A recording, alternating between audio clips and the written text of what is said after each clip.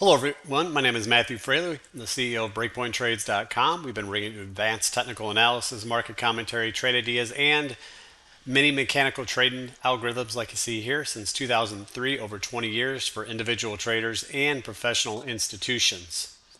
Okay, so let's get started. This is going to be a comprehensive weekend newsletter. It's currently Sunday for the week of May 21st to the 26th. This is our back end recording software, so I'm going to go ahead and start that for the rest of the audience. Hello, everyone. This is Matthew Frailey with BreakpointTrades.com. First off, I hope everyone's having a nice weekend so far.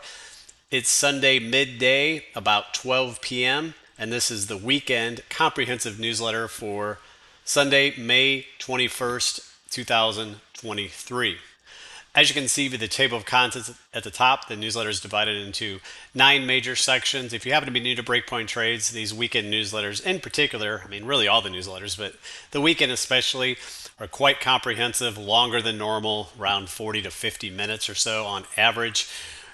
We cover all the bases. Okay, we cover, we'll make some admin discussions or some things about our systems, trading algorithms. We'll do a top-down approach analysis on the S&P 500 and the major indexes, look at key market indicators, key sector examination, commodities, bonds, US dollar, Bitcoin, precious metals, and of course, trade ideas. Okay.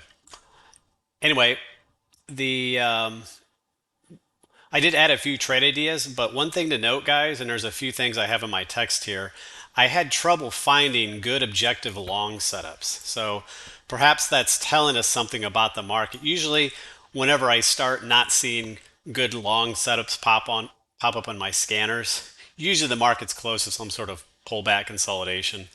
All right. So last week, as we know, the market finally broke out of its tight range. It was trading in this very tight range for 2 or 3 weeks. Finally broke out of that.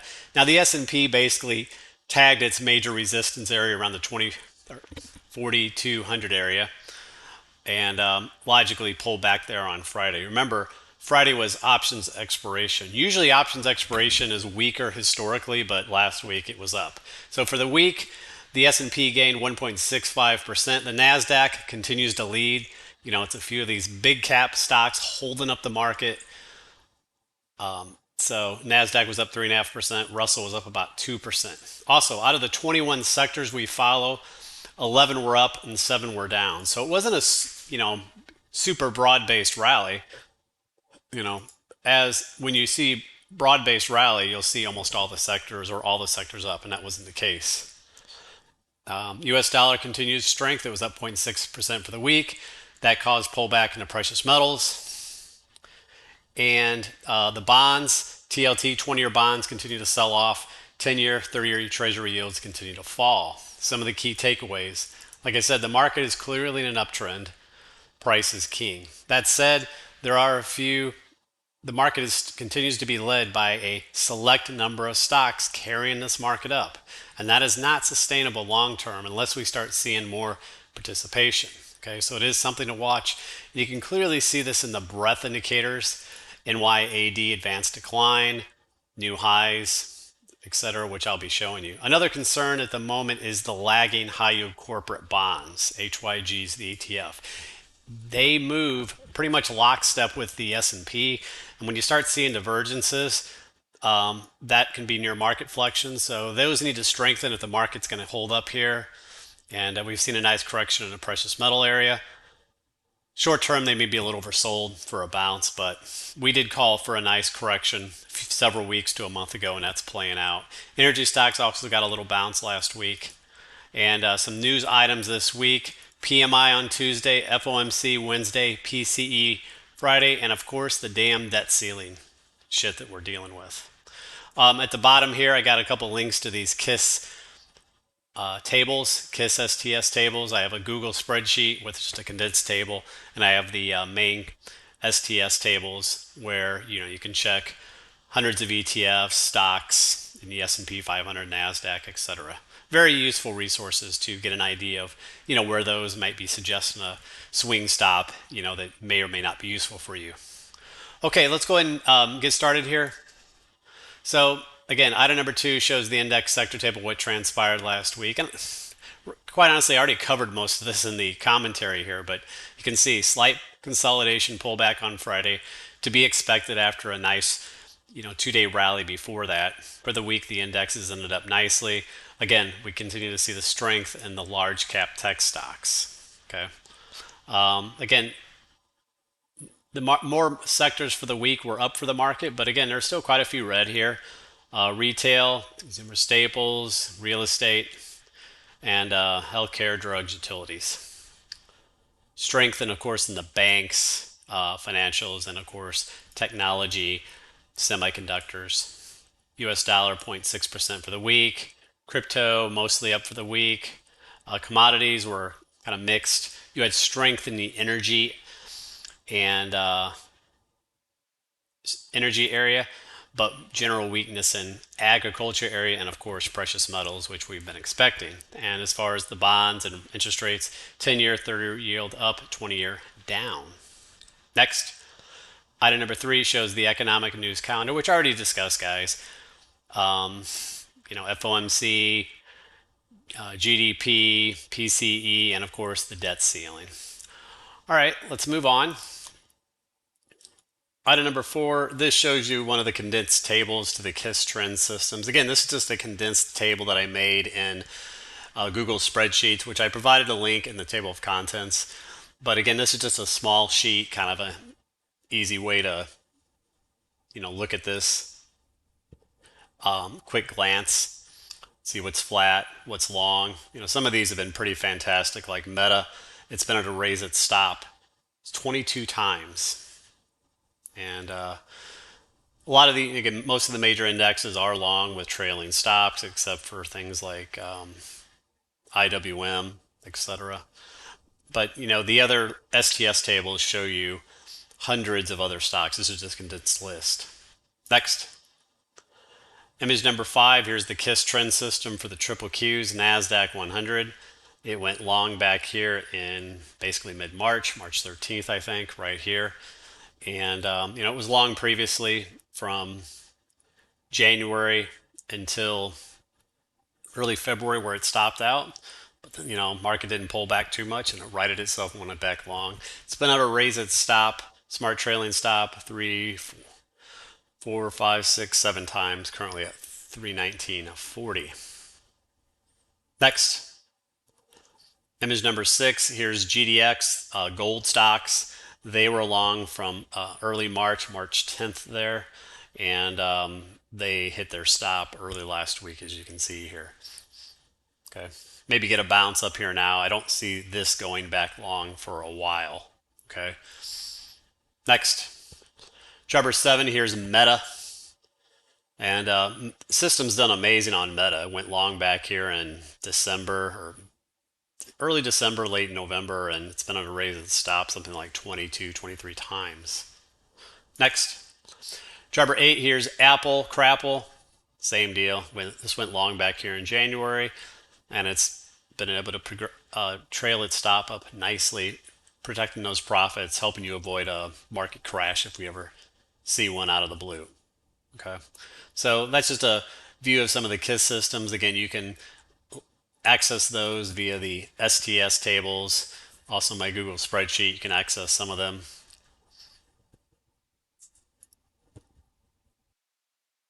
But, some of these like Apple and Meta illustrate a point. You have several of these large cap technology stocks that are such huge weightings on the indexes that are basically holding this market up. Steve and I like to use the analogy of, you have a battlefield, and instead of having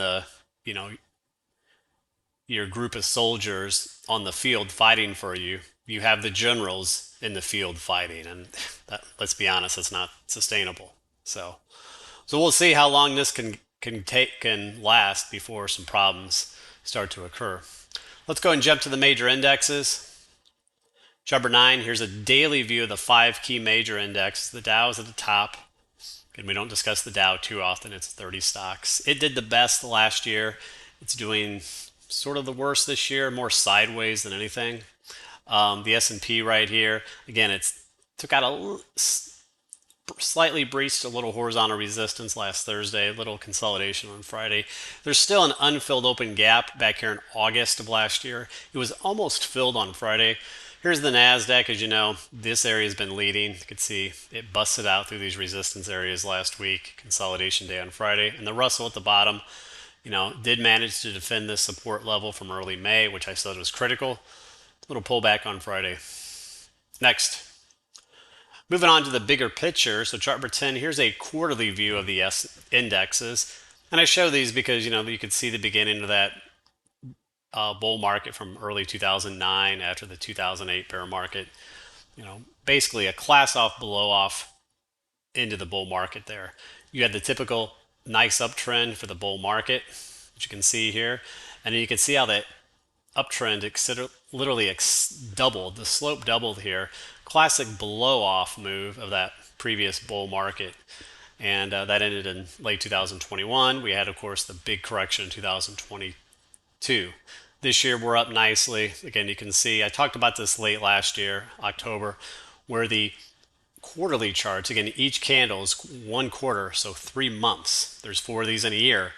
How they bounced off their middle weekly or middle quarterly Bollinger Bands. Here's the Dow, S&P, NASDAQ. So everything bounced off their middle quarterly Bollinger Bands. Now the question is, we're going to form lower highs. Next, chart 11, here's a monthly view so far where things stand. Little mixed bag here. The Dow's down, S&P slightly up, kind of around its middle Bollinger Band. NASDAQ is, of course, above its middle Bollinger Band and nicely up. Next, chart 12, here's a weekly view. So here's the Dow. Again, you can see it's kind of coiling.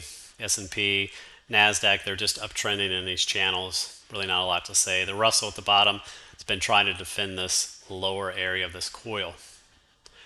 Next, let's go ahead and move on to the S&P 500, our proxy. So here's a monthly view of the S&P. Again, it shows you back to 1994, the peak in early 2000, that bear market, cyclical bull market from 2003 to 2008, then that bear market sell-off, and of course that big uptrend we've been in. We're still ultimately in this big uptrend channel right now, testing sort of the middle Bollinger Bands. Next, chart 14, here's a monthly view, just shows you kind of the range we've been in.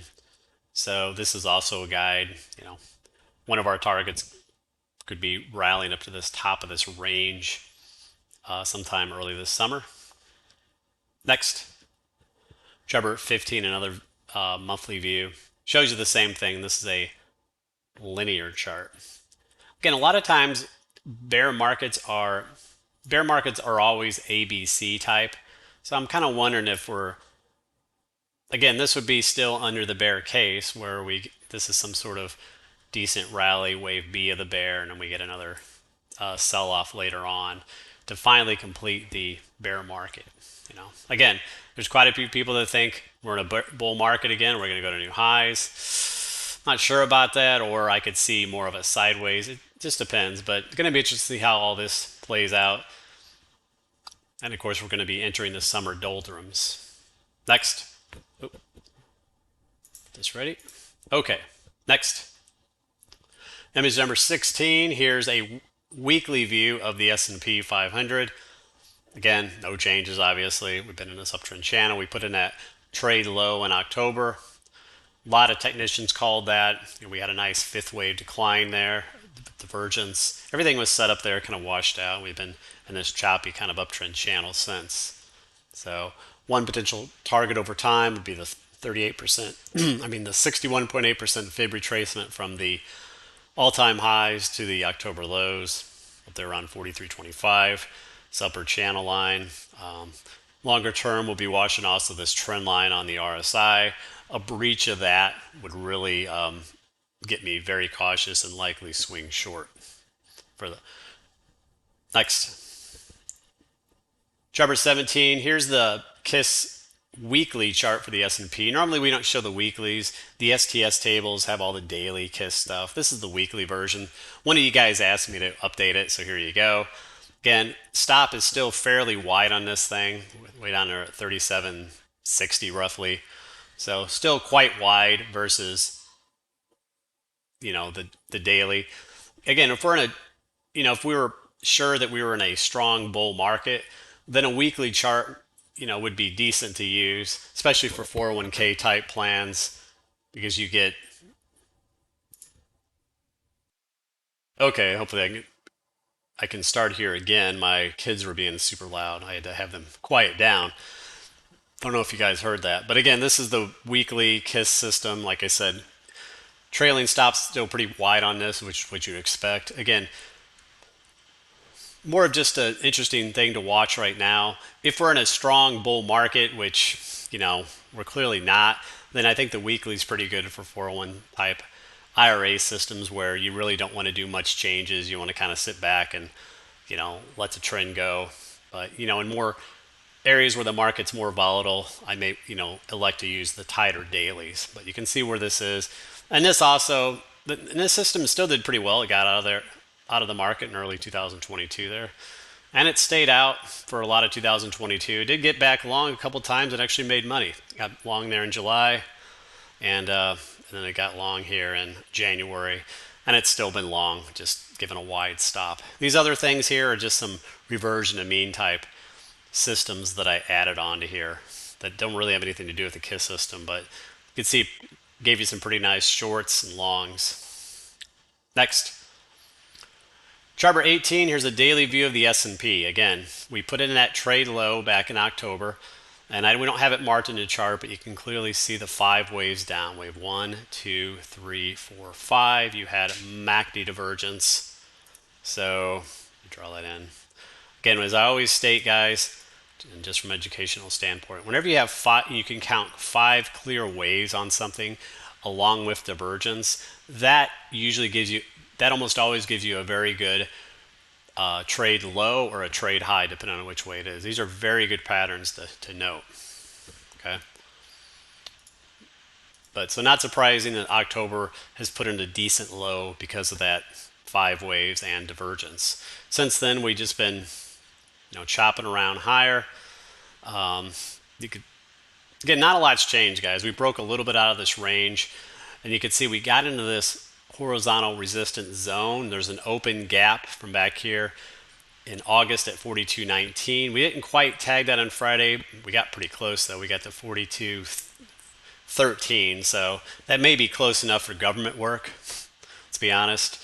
Here you can see a expanded coil. So if we get another thrust, tagging the top of that coil could be a target. Resistance. Another resistance area, if you clear that, would then be this next channel. And then, of course, over time, the 61.8 fib retracement, which has kind of been one of my longer term targets. And if you really wanted to go higher, maybe even this next channel. So I know there's a lot of lines here, but it's kind of what the market's been doing. And again, we are going to be entering the summer time frame. Next. Chart 19, here's a half-day chart. Just shows you a better look at this little expanded coil, which is price has been respecting. And so if we get another further upside thrust, you still have this upper trend line to monitor as resistance. Next, chart 20, here's a 60-minute view we were showing all last week. We were in this very tight coil, diamond, whatever. We popped out of that hard on Thursday, Friday. We broke through this little horizontal resistance, which now we'll see if that becomes support. For now, it's trying to do so. There was no MACD divergence at the highs there. Again, we got overbought, but the fact that there was no MACD divergence there is a good sign. Next, chart 21, here's another 60-minute view. This just shows you this channel view. We held this channel. You got a couple opportunities to go long here. Here's been on this little channel break. You can see we took out that resistance area. This area is now support. Next, chart 22, here's UPRO. That's a leveraged way to play along in the S&P if you're looking at that time frame. Next, chart 23, here's a 15-minute view. Again, last week we had this tight range kind of coiling sideways. We busted out of that nicely on Wednesday. Nice move on Thursday. And then, of course, we pulled back on Friday. Now, we did have a little symmetry break there on Friday, so a little lower high at the moment, and we broke that steep channel. Next, chart 24, here's the KISS trend system for the S&P. Again, no changes. It has the smart trailing stop on the daily at 40.42. Next, chart 25, here's the 4 time frames with some of these custom indicators, the ATRs, and they also show DeMark sequence and the cycles, which I really like. So we held the support cycles on the daily, the ATR. We did take out this resistance cycle so far. That's a positive. We bounced off the support cycle on the half day. We're above the resistance cycle in these lower time frames. So that's trying to hint that we did have a nice breakout of a range. But again, we got overbought. Look how wide the ribbon is here. Next. Chart 26, here's the NASDAQ 100 weekly. Again, up 3.5% for the week. Nice move. And then we haven't adjusted this chart. It just continues to be up nicely in this pattern. Well, again, that 61.8 is calling. It's not that far away. If we get another big thrust up, that would be a target. Next. Chart 27, here's a daily view. Shows this kind of wedge-like pattern. We just continue to push up, possibly in some sort of wave 5 here. And we did take out this resistance last week. Next, chart 28, here's a 2-hour view, just showing the uptrend channel. Clearly the uptrend channel line is your major support. Next, chart 29, here's a 60-minute view, just showing that little wedge. But remember, as I discussed, from an educational standpoint, whenever you have wedges like this that are more flat-ish, if that's a word, more often than not, they'll break to the upside instead of the downside. Again, my experience, you usually need to see a wedge with a little steeper slope. And then here's where it gets tricky, guys. If the slope's too steep, then that's not good as well. So kind of a good example of the subjectiveness and kind of feel for these charts that you really only come after you view thousands of charts. And that's why some of this, it just takes time. You know, if you're someone new to technical analysis, you know, these things take time just, again, after seeing thousands of charts over time. Next, chart 30, here's the 4 time frames for the Qs. Again, this shows in a much better effect. You can see how price really took out those resistance cycles on almost all these time frames. That usually signals some sort of wave 3. Again, we are seeing some DeMark 9s here. So short term getting quite overbought. Look at how wide these ribbons are, in fact. So that may need to be worked off. Next, chart 31, IWM small caps. Again, this is the labeling we've had. This still allows for that wavy likely to, if that is the true pattern, to form some sort of lower high. And again, as I said a couple weeks ago, you could have been long with a stop right there, essentially just below this trend line, and that's still the case. You could likely move your stop up now, at least to here, that last higher low. And we'll see over time if it can move up higher, some sort of wave 3 or wave E. Next, chart 32, there's the weekly view. Again, shows you the same big coil-like pattern. This is a great education because it shows you the use of supply and demand zones. And the big demand zone here, and you can see demand zone is useful because whenever you come into demand, look to buy reversal candles off demand with a stop. So you could have went long here with a stop at the low, went long in here, stop at the low. It's rallied off of here, and it rallied off of this one so far, just like price reversed off these supply zones last year. So very useful, this supply and demand zone concept. It's getting fairly popular. You can find a lot of this on YouTube, other technicians talking about it. Next, chart 33, here's the Euro Stoxx 50. Don't show this that often, but Europe and a lot of these world markets have been remarkably strong. Look how strong this puppy is. Doesn't look like a bear market there, does it? So it continues to consolidate, make higher highs, higher lows. It's trying to curl it through the upside again. You can also see your trend lines on the 14 RSI. We like those as nice guides for longs and shorts. Breaking there on Friday for a long trigger on the RSI trend line break. And of course, again, you had price revert, trying to reverse off this trend line. All right, guys, that does it for the indexes. Let's go to move on and look at some key indicators. Chart 34, here's the VIX. That VIX Bollinger Band buy signal from early May. That's when the VIX was outside its Bollinger Bands, upper Bollinger Bands, closed back inside. That generated a buy signal. And right here, here's the cash. And you can see, again, you had to hold through some sideways chop and be patient with that, but it ultimately has produced a trade. That said, the VIX is in kind of this is a demand zone right here, right? So it could rally off of here at any time. Now, the better signal, which I would like to see, I wouldn't mind seeing follow through in the market. If it can go close below its lower Bollinger Bands and then close back inside, that would be an objective VIX Bollinger Band sell signal in the market. Again, we may or may not get that. We could just bounce off this demand zone. So we'll see. But that would be one thing we'd be watching for. Next. Chart 35, here's the S&P low volatility index. And this one on a buy signal last Wednesday, Tuesday, Wednesday, when it was below its lower Bollinger Bands. And you could see that's produced a nice trade. Again, these really cool indicator systems like this, they're all available on breakpointtrades.com. We provide the live chart URLs. So if you're someone on YouTube looking at this and you're like, man, I want this chart, I want to, save it so I can view the updates instead of just a static image like this, become a member of Breakpoint Trades and you can get these live URLs to use on your own. That's one thing most of these other websites like ours do not do. They don't share their live URLs. Okay, let's move on. Chart 36, here's the CPC put call ratio. Late last week, it got really low, down at 0.82. Rarely does it get below its lower Bollinger Bands. I went ahead and marked when it got below its lower Bollinger Bands in the past. Kind of a mixed bag, like here, this gave an early warning that a top was coming in, but price rallied for another week and a half before you topped out. So sometimes they're early. Sometimes, or sometimes they're nothing. You just get a day or so pullback. So we'll see. But this was below its lower Bollinger Band, so you did quite a bit of complacency last week. Next. Chart 37, here's the PMO system. So kind of like a system chart. This get on a buy signal week and a half ago on this big up candle.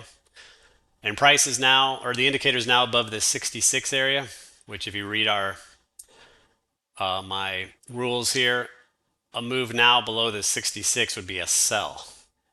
Next. Chart 38, here's a comparison chart of the S&P 500 to the high yield corporate bonds. As I stated in my written commentary, this is something that is a problem for the market right now. You have the S&P making higher highs. High yield corporate bonds are not. They're clearly lagging a lot. And you might say, so what? Well, when you look at the chart, and again, you can go and look at a lot more history than this. The two pretty much follow lockstep with one another. Okay. You could see that even just in here. And but whenever you start getting divergences, usually you have some sort of market inflection. And again, this could be healed if high yield bonds start to rally here. But if they don't, I think that's going to leave the market vulnerable for at least a pullback. And the fact that the VIX is down there near the lower Bollinger Bands in the demand zone would make sense. Next. Looking at some of these breadth indicators, again, you can see this phenomenon of just the few large cap stocks holding up the whole market. So NYAD, NYSE advanced decline. So it's been declining here, lower highs, while the S&P higher highs. So you can see that clear divergence there. And again, the two usually move together, right? I mean, you could see this on this action. So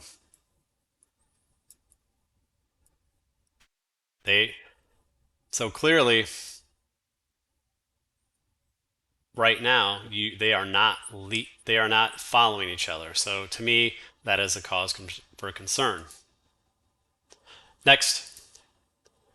Chart 40, here's another way to look at it. And this is one of our astute members made this. I can't remember who. Anyway, Brothy, I think, is the username. So NYSE advancing total. And same thing. This tends to follow the market. But it's these areas where you see these divergences that you got to worry about. And you can clearly see that right there. Next. Chart 41, here's the S&P and the S&P equal weighted ratio, and you can see there, if you just equal weight the S&P stocks, the ratio is just heading straight down while the S&P making higher highs. And you can, usually it follows the market. So this is another warning. Next, chart number 42. Here's the NASDAQ highs minus the lows and the difference right here at the top. And despite the NASDAQ at highs, this difference is still basically right around zero. So that also shows you that same effect, doesn't it? Also, you have far less new highs here than you did back here. Next, chart number 43. Here's the last one. So NAHL, NASDAQ highs minus lows differential. This was given a warning back in 2021, and it crossed the downside here, and it's just been strongly down. And even this year so far, it is still not curling up yet, right? Despite the market rally. So that shows that negative breadth overall.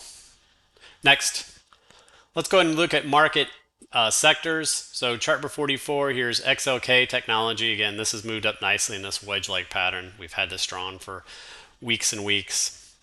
Again, a few stocks make up the majority of it. Next, chart number 45, semiconductors. Again, nice breakout. Last week they were right at these moving averages and downtrend line. They took that out, rallied up nicely. Testing the highs here. I mean, looks just fine to me. Little pause at resistance here. So, we'll see a little pause and breakout perhaps, as long as the market holds up. Next, chart number 46, financials. They've bounced back a little bit, but a little pullback on Friday. Next, chart number 47, banks. They put in a little trade low down here, rallied up, little pullback on Friday. They don't technically have a fifth wave low here because they did not take out that low. You did have a nice divergence at the lows, as I stated. Next, chart number 48, KRE regionals. They had a nice rally off the lows, gave some back on Friday. Next, chart number 49, there's the 60-minute view. Early last week, we had this little head and shoulder drawn in, and that clearly played out. Next, chart number 50, the last KRE chart. Again, as I've shown you guys the last several weeks, KRE bounced off of its linear monthly trend line a while back. That was a good area to go long into that demand zone. Okay, you can clearly see the volume there, kind of a washout capitulation. Next, chart number 51, transports. Slight breach of this little downtrend line on Thursday, a little pullback on Friday, still holding above it for now.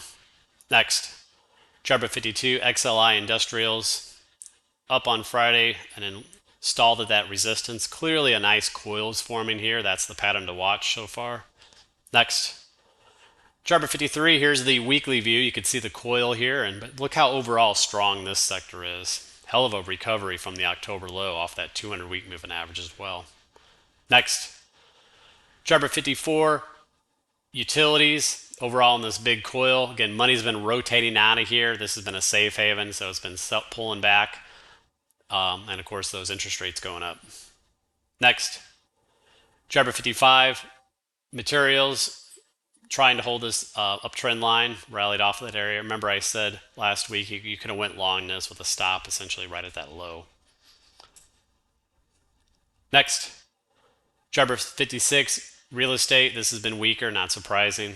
Broke that with a wedge last week. Next, chart number 57, retail. Now, another sector that looks a little vulnerable here is this retail. It looked like it may have, last week I was wondering if it was going to try to break out of this, but that down move on Friday, not good. Again, we know the situation with the retailers, Target and Walmart, and this looks pretty vulnerable, guys. Could be a nice short.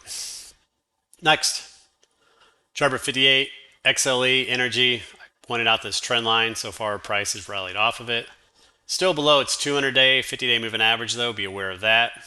Next, chart number 59, oil services. Trying to bounce off this little demand zone, but it didn't really get much into it, just so far off the top of it. So moving down right to this downtrend line here, we'll see if it pulls back from there or takes it out. Next, chart number 60, there's a weekly view. So first off, here's supply zone, resistance up here, which price stalled out. You got a demand zone down here. You got a long-term uptrend line here to monitor. I do like this area long-term. So down in here somewhere would be an interesting area to watch for swing type positions, starters anyway. Next, Jabber 61, here's the bullish percent energy index, BP and ER. As I stated mid last week, this had fallen into that area where it's a little lower risk to to start looking for entries on the stocks. It hasn't broken over these moving averages yet, but down in here, it's an area to start looking versus when you get up into these ranges up here, overbought. You want to not be looking to take new positions. Next. Jabber 62, there's the Rinco, which went long last week with that parabolic SAR. Next, Jabber 63, ExxonMobil. It lost its 200-day moving average last week and regained it. So, this is one to monitor. Highly widely held one, pays a good dividend. Is the bottom low in here, or the bottom in here? I'm not sure yet. If you took a shot last week, you could just put a stop in place. Again, it's got a lot of moving averages is still clear. Next, Jabber 64, PXD. One of our astute members put this out last week. It's energy play. I think it's natural gas. Had a beautiful wedge. We put it on the trade idea list. So far, nice pop up to the symmetry. But to me, it still looks bullish. Still looks like it wants to go up. Looks like it's trying to flag. Next, Jabber 65, there's the daily of PXD. Again, as I always state to you guys, I like drawing fibs. And whenever I get near the 61 fib, that always gives me a good opportunity to try a lower risk long in that area with a tight stop. Let's move on. Jabber 66, DBC, commodity index up slightly for the week, 0.2%. And overall, pattern still in this choppy downtrend, and you have the 200-week moving average below. Next, Jabber 67, crude oil. So far, just chopping around. It was up for the week, but you could see so far it's kind of in a choppy consolidation. It did hold this demand zone few weeks back, but it's got a lot of work to do. Longer term, this 200-day moving average is major resistance, which once it was lost, became resistance. Next, Jabber 68, here's the OVX. That's the crude volatility index system. And this is still technically long, I guess. It went long back here a couple weeks ago when this fell below its upper Bollinger Bands. And so far, you would be slightly up if you took that long there. At this point, if I was long crude or USO, something like that, I would put a stop right there at that higher low. I wouldn't give any more room than that. Next. Jabber 69, natural gas up 14% for the week. Again, it had a hell of a sell-off from last fall. Got very oversold. It's finally been working its way higher. One of my targets would be the 20-week EMA there. Next, Jabber 70, here's the daily view. Again, I talked about this nice base forming, and we did get out of the base. A little pullback on Friday. If we can hold over this trend line, that would be positive, and this could potentially launch out of here. ETFs are boiling U and G. Next, Jabber 70, copper, still trying to hold this lower channel area. It is below the 200-day moving average. It's trying to hold this. Next, Jabber 72, there's the weekly. Again, nice sell-off from that 61 fib, master fib. And we've worked down here lower, just above the 200-week moving average. Next, Jabber 73, DBA. Honestly, just chopping around lately. It's stronger overall than the other commodities, though. Next, Jabber 74, there's the weekly. Again, just down about 0.25% for the week. Next, Jabber 75, uranium ETF URA. I'm not saying I want to buy this at the moment, but I do like to reiterate this one over time. To me, just textbook. You had a nice base here, Weinstein type base. For those of you who may have read that book a long time ago, one of my first technical analysis books I read. Weinstein, guy with the big hair. Again, you know what I'm talking about if you know the guy. So nice rally there, huge 300% rally out of that. And since then, over the last year and a half, it's been consolidating into a big coil-like pattern, volumes declining, moving average ribbon, which was squeezed back there. produced that big move, is starting to pinch again. So this thing is lining up if it really wants to go. You know, theoretically, if this breaks out of here hard, it could go well into the 30s or 40s. So that's why I want to watch it. All right, let's move on. Chart 76, moving to bonds. Here's TLT, continues to work lower. That's 20-year bonds. As bonds move lower, interest rates move higher. You could see how it just could not take out this resistance. Next. Chart 77, here's a daily view showing this channel. We had a coil within the channel, which we broke out early last week and has been following through higher. Next. Chart 78, there's a weekly view. Again, shows the bigger channel. Nice rally off that and the 50-week EMA. MACD had recycled back to zero. So the big question here, did this simply complete an A, B, C, and it's ready to go break out? Or is it going to form a lower high in this pattern is the big question. That'll likely have a lot of effect on the markets. Next. Chart 79, here's the bigger picture view of 10-year treasury yield going back to the 1970s. As you know, rates peaked back there in the early 80s. Hope none of you had to buy homes at 15% interest back then. But, clearly whenever we broke this long-term downtrend line last year, that was the signal, hey guys, things have really changed longer term. You can see overall, some of these levels have been important. This level I marked as resistance, and that's been resistance so far. This area here is now major support right around this 3 area.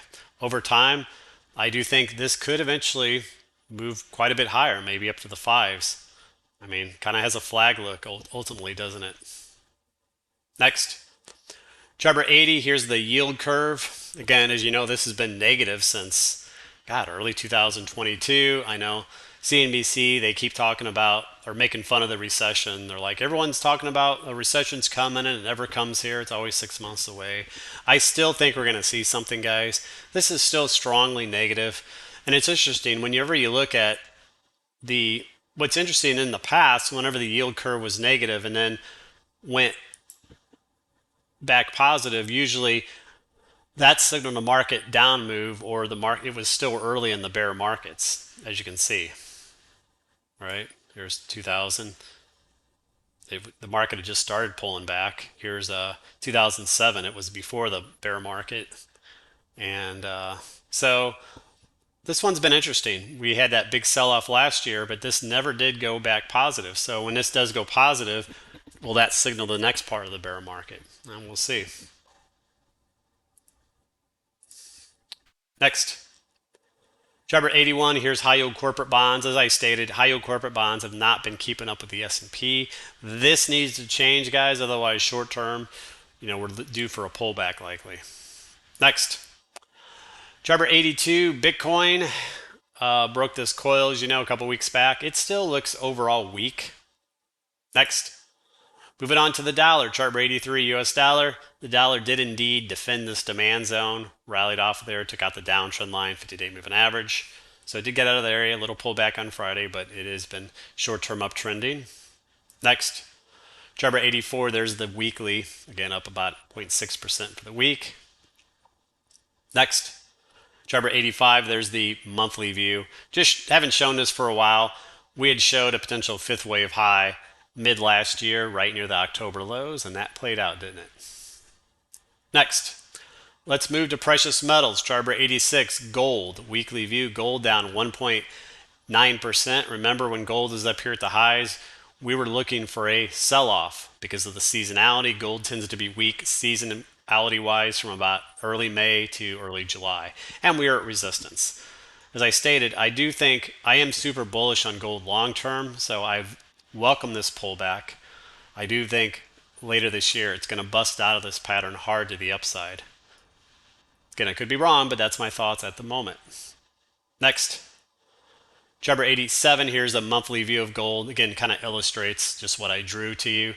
Theoretically, that big, you can see how this works. You get a wave 3 high there in 2020, A, B, C pullback, wave 4 into 2022. And theoretically, this would be wave 1 of 5, and a pullback wave 2 of 5, and then up in 3 of 5. If that is the true pattern, we could see gold up at 3,000 here eventually. So Next, Jarbor 88 daily view of gold. Again, short term, our analysis has been great. We talked about this MACD divergent high that you had in early May. We drew it a rising wedge. Because of seasonality as well, we were looking for a pullback, and that's exactly what's transpired. Now it's pulled back about close to the 50% fib from the March lows. You're still below the 50-day moving average. You never tagged the uptrend line. These are areas to watch. This 61 fib, uptrend line, etc. Again, get overbought here. I don't see gold rallying a new high here yet. What I best see is maybe we get a wave B bounce, lower high, and then come down again. Would be my guess at the moment. So we'll see which plays out. Next, Jarbor 88, there's another view of gold. This one has the ratio. Remember, the stocks lead, okay? You want to be long the stocks and the metal whenever the stocks are leading. Easy way to see that is a ratio, and the ratio has been leading down here. Next, Jarbor 90, there's the ETF GLD, same thing. Same analysis applies. Next, Jarbor 91 silver, nice pullback the last couple weeks, especially last week, off this supply zone. Now here was demand zone. You see how price rallied off of it. Now how do you trade a reversal? So you don't technically buy this candle. You would buy this reversal candle here. You'd put a stop right there at that low. Okay, and what you like to do is zoom down to smaller time frames, look for a trigger there. So again, nice pullback in this demand zone so far. Next, Jarbor 892, there's the daily view, little bounce. Again, you have the 50-day moving average above now, which is now resistance, as well as the 20-day. Next, Jarbor 93 GDX weekly view, nice sell-off here. Lately, stocks have been leading down. Again, they always lead. Next, Jarbor 94 GDX daily. Again, so far, nice pullback. Tagged the 50% fib last week. A little bounce on Friday. Again, I don't know if they're ready to rally here. If they do, I still think they'll form a lower high. We're working on some sort of wave C here, or another way to look at this. You know, this could be A down, B, and then we'll get a B rally up and then a C down. That would allow for better seasonality and for you to get a really good low, you know, sometime in the summer. Next, Jarbor 95, there's another daily view of GDX, nice clean chart. Again, you do have an open gap, by the way, back here in February, 31.11. So I would feel better if that was filled in the short term. You know, otherwise you could see the 61 fib down here. I would definitely go long around there if it got to there. You know, and of course, maybe this uptrend line. Next, Jarbor 96, there's a 2-hour view. Something to watch. By the way, this is now supply zone. So if it rallies back into here, guys, that's the area where you want to look for a short reversal. Okay. Here, for a long trigger, you could watch this downtrend line in a ratio. Finally, Jarbor 97, here's a 30-minute view. Nice, really nice clean channel to watch. Again, if you could break that, you might be able to get a trade, but this is now supply zone up here. All right, guys, that'll do it for that. Let's move and talk about some trade ideas. So first off, Jarbor 98, Apple. We always got to watch Apple since it's such a huge weighting. It's still holding up fine here. Tagging this little trend line up here. Could be a little short-term resistance, but you can't argue with the uptrend. And as you know, the KISS system's nicely long there with being a raise at stop many, many times. Next, Jarbor 99, Amazon. Again, nice power rally move out of this area. Remember, we added this as a long idea. Pull back on Friday. Next, Jarbor 100, Netflix was a long idea I mentioned a couple weeks ago on this coil-like pattern. It broke out. Perfect back test of that coil. That was your really super low risk long. Rallied up late last week. Tagged this horizontal resistance. Logical to consolidate here a bit. But again, this has been on the watch list, guys. Next, Jarbor 101, AI. You know, everyone's into the chat GTP. Students are cheating with it, whatever. Traders like you are trying to develop trading systems with it. But again, a few weeks back, I suggested looking around this 200-day moving average for a low risk long with a stop. And that was a great trade from that area into here. I took a bunch of profits last week after that heck of a move. I will look to buy it back, though. This is now demand zone down here. Next, Jarbor 102, Plantier. I had this as a long idea last Wednesday as a cup and handle pattern. You can clearly see the cup handle. And was a great trade on Thursday, and it even followed through on Friday if you were still long to take some profits. Again, guys, the trade ideas on the website have been the bread and butter. So hope you guys are participating in these things. The reversion to mean systems, which I know a lot of you guys like, the market's not volatile, so they're just not really triggering at this point. Again, that'll change in the future. Next, Chart 103, Charles Schwab. I mentioned this one last week, trying to break out of a little coil here. I think it was also upgraded by some analysts. Next, Chart 104, NEWR. A long idea last week, we had resistance at the 76 area. I said you'd have a swing stop at that higher low. And boom, huge move, corresponded with news as well. Congrats to anyone who caught that. Next, Chart 105, CRM was another long idea. Really nice move. Again, just trail the stops up. Next, Chart 106, IONQ, another one that busted out last week. Hell of a move. Congrats to anyone who took that. Next, Chart 107, AMD, another one. Was a couple weeks ago, I had this as a long over this downtrend line break. It's rallied right into this supply zone now. Next, Chart 108, UXIN. This was a long idea of ours back a couple weeks ago at that 120 area. It rallied up to the 50-day. I am watching to see if it can break through this area for a move up to this bigger resistance. Next, Chart 109, OMER was a long idea from all last week. And this is a good example for you guys. So it triggered technically on Wednesday there. Thursday came back inside here. But if you're buying these for swings, there's absolutely no reason to sell that Thursday reversal for a loss. You know, you put a stop at the higher low there, something like that, or these moving averages. And if you just stayed put, gave it some room, you're now back in the black. Okay. Again, if you're swing trading this stuff, guys, you got to keep your stops wide enough to account for noise. If you're day trading, it doesn't matter. But if you're swing trading, you're going to be stopped out too much if you're, overreacting to noise. Next, Chart 110. Here's some ideas to monitor. Halo, it's been on the list, not the game. Anyway, kind of a bull pennant here forming. Next, Chart 111, Jets. This has been on the list. You got resistance here. You can see how price has pulled back from it, so it's confirmed that as resistance. If it can break this, you got a long. Next, Chart 112, Kaba. Here's a new one. It's a cup and handle look. I don't like how this trend line's upsloping, but overall, we'll monitor it. Next, Chart 113, LXRX. So, good example. Big breakout in here and good volume, pull back into demand zone. You had a doji there, could have triggered off that. It is one to watch this week, see if we get follow through. Next, Chart 114, CRMD. Resistance up here, it's bouncing off demand zone. Very choppy looking. Next, Chart 115, CRMX. Wedge pattern, low priced, okay, be aware of that, guys. Low priced, these can be volatile, but it is breaking out of the wedge on good volume, watching for follow through, or I'll look to buy a little pullback.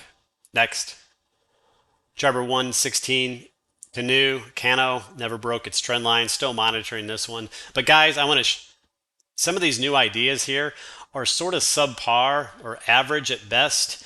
As I stated in my opening comments, I really struggled to find good objective long signals from my scans. And whenever I start seeing that in the past, when the market's in good shape, my scans will spit back dozens of longs. There's too many. I can't pick them. I have a hard time deciding which ones. But whenever I struggle to find just a few good long setups, usually that tells me to step way back as the market could be a little vulnerable. All right, guys, we'll see where the market opens, futures later on. Enjoy the rest of your Sunday. Take care.